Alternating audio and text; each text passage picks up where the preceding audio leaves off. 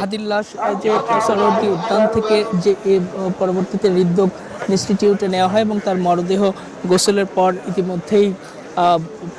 ইতিমধ্যেই এই দক্ষিণ প্লাজায় আনার প্রক্রিয়ার শেষের দিকে। এবং আমরা দেখতে পাচ্ছি যে সরকারের যে গুরুত্বপূর্ণ ব্যক্তিরা যারা তারা ইতিমধ্যেই আসতে শুরু করেছে এবং আজকের এই জানাজায় প্রধান উপদেষ্টা সহ সরকারের গুরুত্বপূর্ণ বিভিন্ন রাজনৈতিক দল, অন্যান্য সামাজিক সাংস্কৃতিক সংগঠনের যারা সদস্য রয়েছে, জুলাই যোদ্ধা যারা রয়েছে, তারাও এখানে এসে জড়ো হয়েছে বা জড়ো হচ্ছেন এখন পর্যন্ত। এবং আজকের এই জানাজার নামাজটি পড়াবেন তার বড় ভাই শরীফ ওসমান হাদির বড় ভাই আবু বকর সিদ্দিক। এবং এই জানাজা শেষে তাকে মিছিল নিয়ে ঢাকা বিশ্ববিদ্যালয়ের কেন্দ্রীয় মসজিদে নেওয়া হবে এবং সেখানে আরেকটি জানাজা হওয়ার কথা রয়েছে। সেটি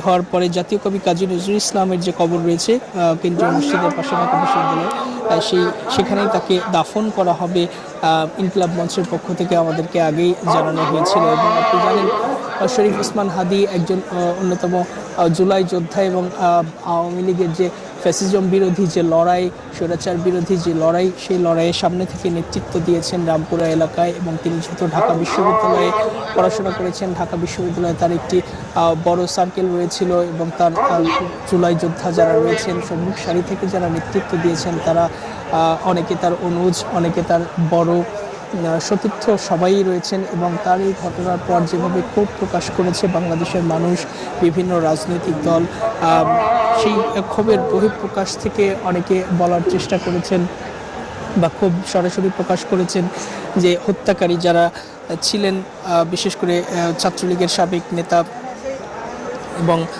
ফয়সাল বিন করিম, তাকে কেন ধরা হলো না। এবং এই ফয়সাল করিমকে এর আগে কয়েকটি মামলায় কিন্তু আটক করা হয়েছিল এবং তাকে দ্রুততম সময়ের মধ্যে কিভাবে তিনি সেই কারাগার থেকে বের হলেন, জামিন পেলেন, সেটি নিয়ে প্রশ্নবিদ্ধ করা হয়েছে আইন উপদেষ্টা আসিফ নজরুলকে। এবং গত শুক্রবারে যখন শরীফ ওসমান হাদিকে গুলিবিদ্ধ করা হয়, এর আগে থেকেই কিন্তু শরীফ ওসমান হাদি বলার চেষ্টা করেছিলেন যে এর আগে ফেসবুকেও বলেছিলেন তিনি যে তাকে হত্যার প্রকাশ্য হুমকি দেওয়া হয়েছিল।